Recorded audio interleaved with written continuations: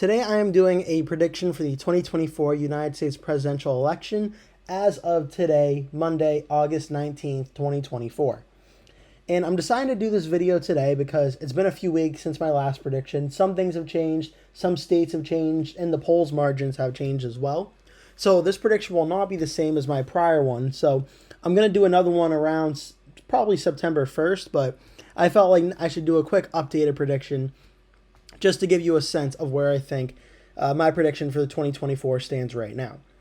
And just a reminder that for this, I am doing this based off my own interpretation of what I believe I am seeing in regards to the presidential race, trends of past historical elections, and the current polling data.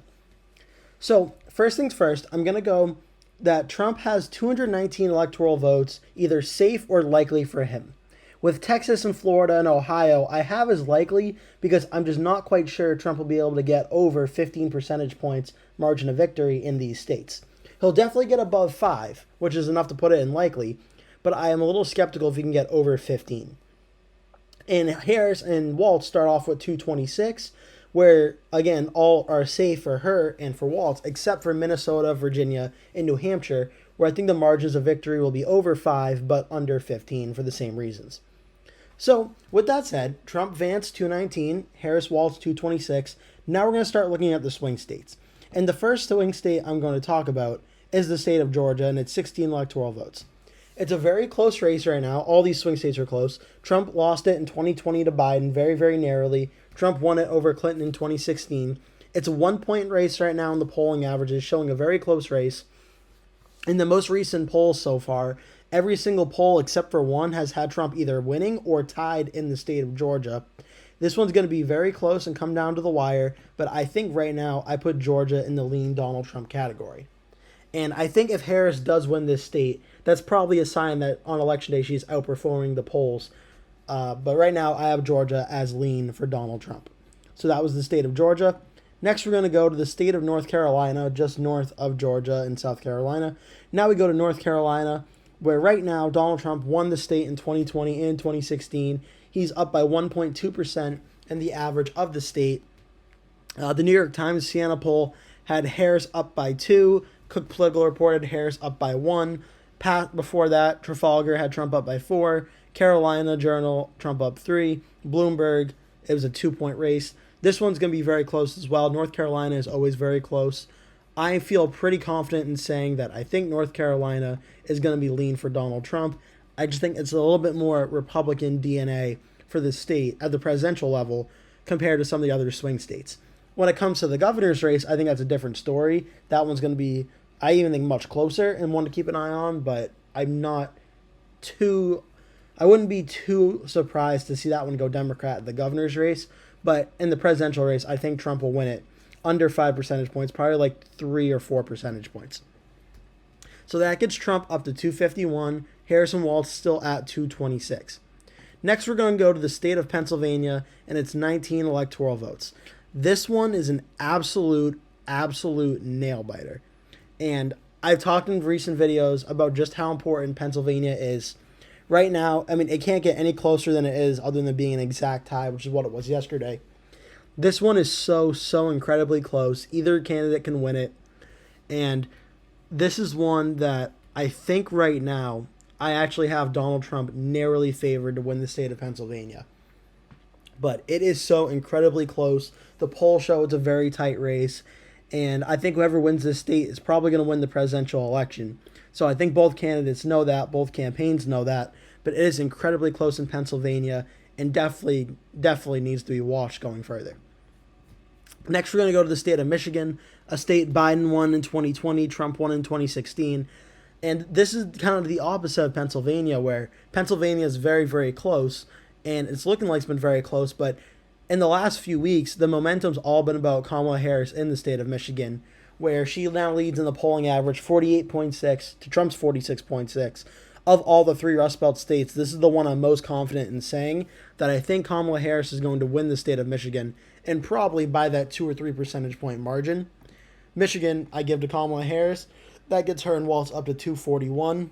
Again, don't forget Trump already hit 270, but now we're just going through the rest of the map. So that was Michigan. And now we're going to go to the state of Wisconsin, where, similar to Michigan, this is a state that Trump was leading or at least tied in for a while. And Harris in the last few weeks has really been surging in the state. Her polls are now up at 48.6%. Trump is at 47.6%. Very, very close. Most polls are showing this to be a very close race. The momentum is certainly on Harris's side right now. So much so that I actually feel okay about giving Wisconsin to Kamala Harris. I think this is a state where I'm really back and forth on it, because Wisconsin's polling can be tricky to follow at times, but I think Wisconsin is narrowly leaning towards voting for Kamala Harris right now. And I would be pretty sure that I think the Rust Belt states this time around, they usually all vote like in unison. I think this time there's probably a splitting of the Rust Belt states where one votes for one candidate and one or two vote for the other candidate. So that's Wisconsin and Michigan. Now we're going to go to the last two swing states, starting with the state of Arizona. Similar to Pennsylvania, this one is incredibly close. I mean, look at the polls, back and forth. Literally every other poll has the other candidate winning. This one is so incredibly close. Trump currently leads here by 0.2%. Super, super, super close. At the end of the day, I'm going with my gut here and saying Trump narrowly wins the state. But Arizona is certainly one to watch for. It's very, very close.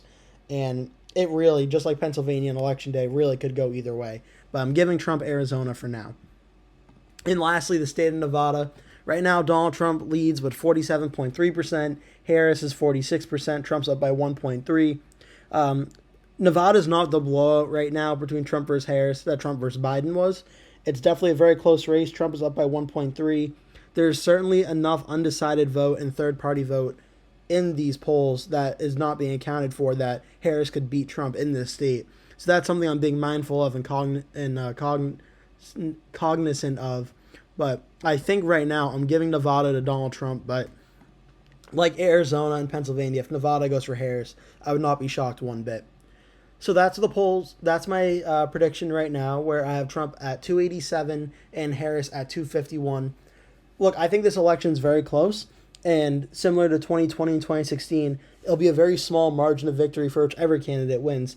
I have right now Donald Trump narrowly winning, because I think we're starting to see, even though nationally Kamala Harris is starting to grow her lead in the national polls, I think we're seeing in the state-by-state polls, this election is still very close, and Donald Trump actually has a narrow edge of like 1 percentage point or maybe a little bit under in a lot of the swing states, especially the ones he needs to win.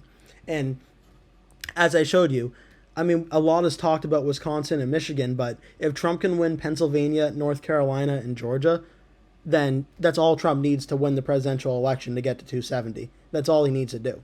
Obviously, you don't want to win 270 to 268 because it shows a very split election, and that may not be the best sign for coalescing and coming together as a country, but I think right now Trump is looking pretty good in Pennsylvania, North Carolina, and Georgia. Pennsylvania is the most I'm unsure about, but Georgia and North Carolina, I think Trump's in pretty good standing there.